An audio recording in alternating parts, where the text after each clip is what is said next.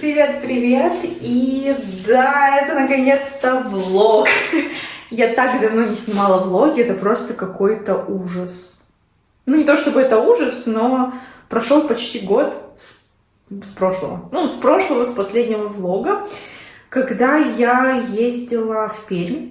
Ну, это даже был не довлог, но типа того. И, кстати, сейчас я опять еду в Пермь, поэтому решила начать эру влогов. Не знаю, насколько меня хватит.